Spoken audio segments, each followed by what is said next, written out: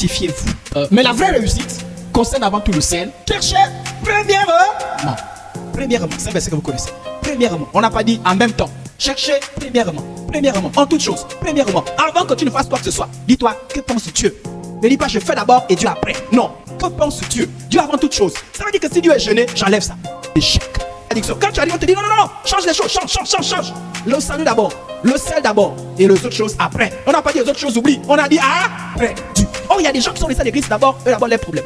Quand vous les voyez bouger, faites tout ce qu'ils font, c'est d'abord les problèmes. Quand les problèmes ne sont pas résolus, Dieu n'a qu'à attendre. Quand on dit quelqu'un réussit, c'est d'abord quoi? La personne est sauvée. L'assurance du salut. Tu sais que tu meurs là. Il n'y a pas de doute. On ne fait même pas. Peut-être que la dernière minute, il a fait une prière. Il n'y a pas de peut-être. On sait qu'il est parti au ciel. Pas telle affaire. Alors, on dit, bon, peut-être, on ne sait jamais. Peut-être qu'à la dernière minute, il s'est repenti. Quand on fait les calculs pour toi là. Ah bon, on ne sait jamais. Peut-être qu'à la dernière minute, peut-être qu'on a dit Jésus. Tu la sanctification. Tu grandis spirituellement. Tu fais des espoirs avec Dieu. Voilà la vraie réussite. Et maintenant, les autres choses viennent par la suite. Quand tu ne fais rien pour le Seigneur. Ah, je préfère dire la vérité. Hein. Tu la conduis en fonction de quoi? En fonction de la Bible. Parce que la religion, c'est quoi? Je veux souvent définir la religion. La religion, c'est vivre les choses de Dieu comme tu penses. Je pense que c'est comme ça, donc je fais comme ça. Voilà pourquoi nous, on vous présente les versets bibliques. Nous, on dit que la vie chrétienne, ça se mène comme ça. En fait, c'est ça la Bible.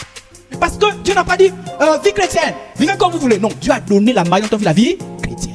Donc, à un moment donné, quand tu veux te rassurer toi-même, est-ce que ta vie chrétienne est agréable à Dieu? C'est pas quand le pasteur t'apprécie. C'est pas quand le frère, la soeur t'apprécie. C'est quand tu lis la Bible, comme quand tu le verset là, tu regardes, tu dis oui, c'est bon. Là, c'est bon. Là, c'est bon.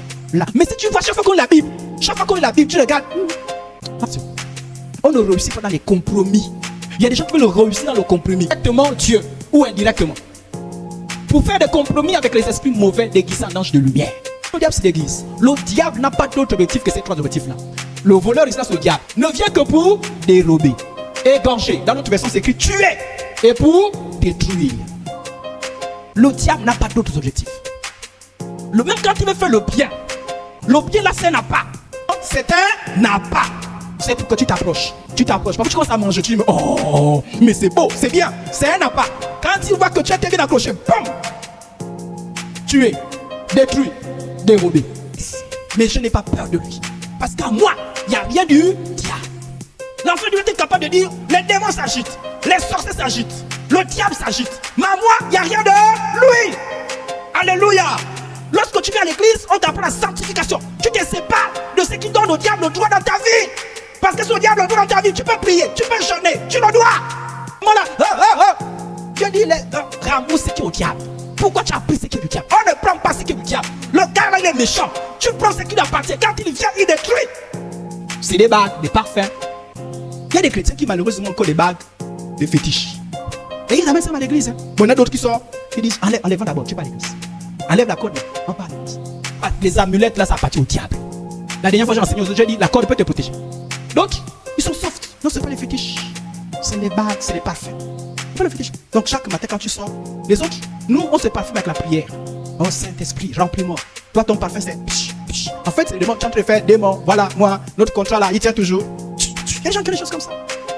D'autres, même à l'époque, peut-être qu'il y a encore les pagnes bizarres, noires, mochedères, des gens qui ont des protections. Des bijoux, hein. Tu as une belle bague, mais c'est la protection. Un bon bracelet, protection. Une bonne chaînette, protection. Ah, les protections ont évolué, hein. Ah oui, hein. C'est plus les protections d'avant, où il y avait un vieux paille noir attaché. Non. Les protections évoluent. Les boucles, protection. Tout, protection. Il y a beaucoup de types de protection. Mais d'autres, c'est les incisions. Nous tous, là, on a fait ça quand on était pas. Et puis on a dit, Seigneur, coupez les liens. Coupez les liens, dit que c'est fini au nom de Jésus. Mais toi, tu as coupé les liens, tu es réparti. Fais pas d'incision. Et puis le problème, c'est que tu n'en sais rien. C'est seulement un truc qu'on a mis. Mon frère, ma soeur, tu te trompes. C'est les démons. Moi, j'ai prié pour les gens qu'on a fait les incisions. Quand les démons là se manifestent là, maman, ils sont. D'autres, c'est pas les incisions. D'autres, c'est les repas. Je vous ai dit que le diable, c'est un trompeur. Il y a un porte-pique qu'on mange parce qu'on a tué, parce que c'est bon. Il y a des porte-piques qui ne sont pas simples. Moi, tu fais quoi? Non, mais c'est un porte-pique. Toi-même, tu sais que c'est pas simple. Le porte-pique là, on a fait des rituels. Dieu peut guérir par les plantes. Dieu peut guérir par les plantes. Mais toutes les plantes qu'on invoque les démons là, toutes les écorces qu'on invoque les démons là, c'est des écorces mauvaises. Avant de couper, on te dit tu parles d'abord. Après, tu mets la terre parce que tu as blessé. Et on te dit l'arbre c'est l'homme. Et toi tu es chrétien, tu es là. Non, l'arbre c'est l'homme. On te dit l'arbre c'est l'homme. Voilà pourquoi nous les chrétiens, on est vigilants. Si tu l'amènes l'écorce, moi-même, je vais couper. Ah oui, hein? Faut être vigilant. On peut te mettre en contact avec les démons. Voilà pourquoi il faut faire attention. Hein? Oh non, c'est les plantes. On est vigilant. C'est pas qu'on ne croit pas que les plantes guérissent. C'est pas qu'on ne croit pas que les écorces peuvent guérir. Non, on croit. Mais on est vigilant. Parce qu'on sait que ces choses peuvent aussi mettre en contact avec les démons. Chercher à connaître son avenir en dehors de Dieu, c'est diabolique. On veut chercher à savoir, est-ce que je veux le travail, est-ce que je veux me marier, est-ce que je veux l'enfant, est-ce que je veux ceci. On va chez les gangas, on cherche là-bas, on fait les bataros, on fait toutes ces choses-là. Toutes ces choses-là, c'est diabolique. Ton avenir, c'est Dieu. Mais aujourd'hui, il y a des gens qui font ces pratiques-là, qui consultent. Par exemple, l'horoscope, c'est diabolique. Honnête. Car sur le net, surtout sur le réseau qu'on appelle TikTok, on enseigne tout. Et ils sont des petites choses. Non, la Bible interdit les prédictions. Il cherche à prédire sa vie. Par exemple, je vous ai dit que l'horoscope c'est mauvais. On dit, à quel animal ressembles-tu? Appuie. Et il y a des gens qui appuient, tac. Et puis la machine tourne, brrr, lion, tu es un lion. Et puis on te donne des belles phrases. Tu es un lion qui dévore, qui avance, qui a la force. Mon frère, ma soeur, c'est Dieu qui t'a dit ça. C'est la Bible qui t'a dit ça. Quand vous abandonnez Dieu, vous tombez dans toutes ces bêtises. Donne un nom pour savoir le degré de compatibilité avec tel nom. Et tu fais rentrer les noms. Anne-Marie.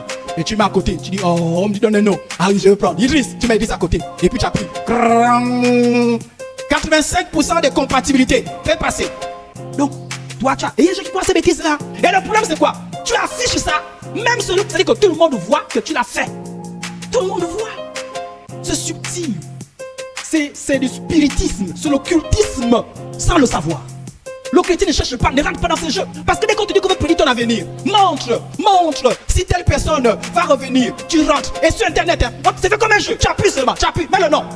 Je fais comme ceci, fais cela. Oh, joue le jeu. Et les gens, la Bible dit, ne vous conformez pas au siècle présent. Soyez transformés par le renouvellement de l'intelligence. Quelqu'un l'a fait, tout le monde le fait. Comment un chrétien va sur internet pour faire des bêtises? Le chrétien va sur internet. C'est pour prêcher l'évangile. C'est parler sur des choses qui édifient. Mais les chrétiens s'ennuient, ils font des choses bizarres. C'est des prédictions. Les chrétiens qui sont sur internet, ils officient. La dernière fois, je vous ai dit, vous parlez au monde. On a dit qu'on ne parle pas au monde. Monsieur, tu parles au monde. Moi, tu m'as laissé ce matin. Tu parles à qui? Je veux soit dire ça. Tu parles à qui? Mais comme sur internet, tout le monde le fait. Toi, tu regardes, tu le fais. Tu parles au monde. Lorsque vous introduisez ces choses dans vos maisons, vous exposez vous-même aux influences du diable. Et vous exposez également vos familles. Ah oui. Ah, il y a des innocents qui payent. Voilà pourquoi lorsque tu es dans une famille, il y a trop de ces choses-là. Convertis-toi vite pour que tu sors de ce lot. Ah oui, hein? Il y a des innocents qui payent. Ah, il y a les papas méchants. Ceux qui introduisent des choses font du mal à leurs enfants. Il y a des mamans méchantes. Quand tu introduis des choses, tu rends une mauvaise service à tes enfants. Mais toi, tu connais la parole de Dieu. Tu continues à bâtir les hôtels. Les hôtels, là, tu penses que tu c'est quoi? C'est quelqu'un qui est venu, il a dit, bon, voici l'hôtel. Non, c'est ces contacts avec le monde des ténèbres, ces fétiches, toutes ces choses-là, ce qu'on appelle les hôtels. Demain, ça va parler. Tu auras oublié, mais les démons n'oublient jamais. Les démons ne meurent pas. Même si tu pars, ça va agir contre tes enfants, contre tes petits enfants. Tu ne comprends pas comment. Repends-toi. Et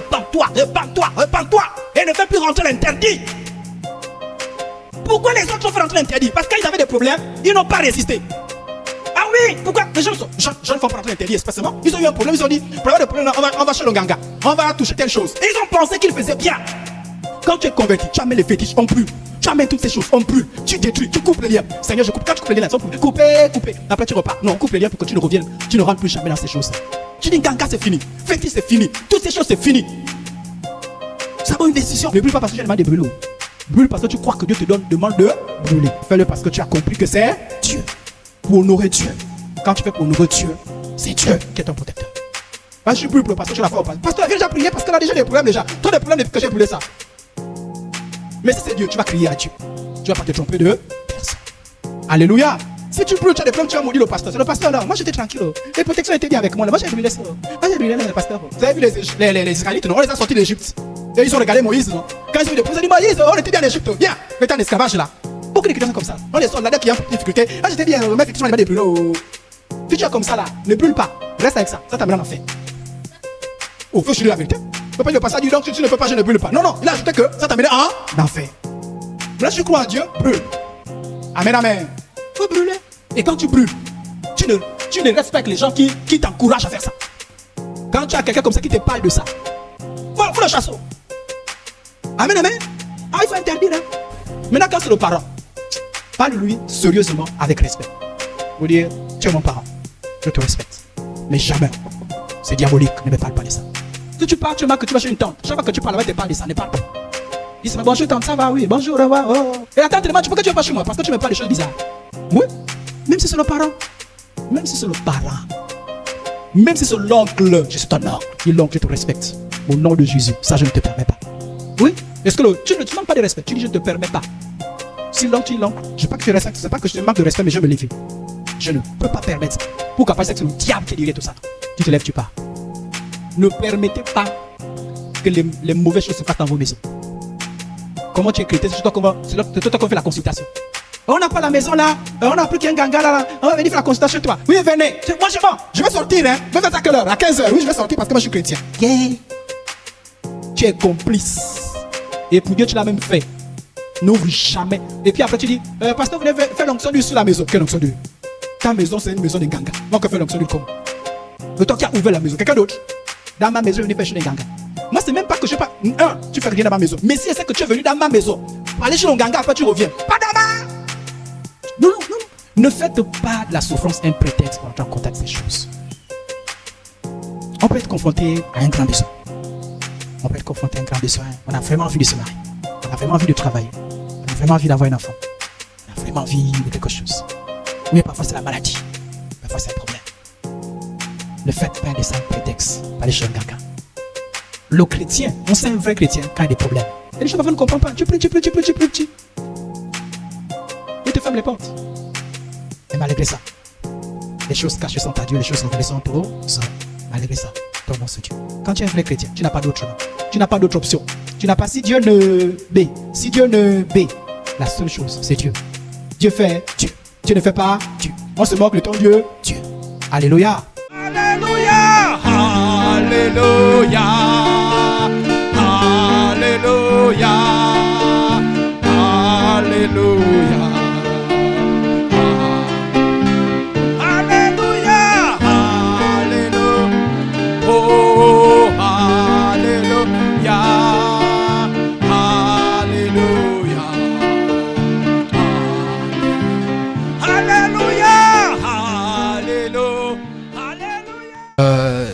Je l'ai intitulé « Sanctifiez-vous ».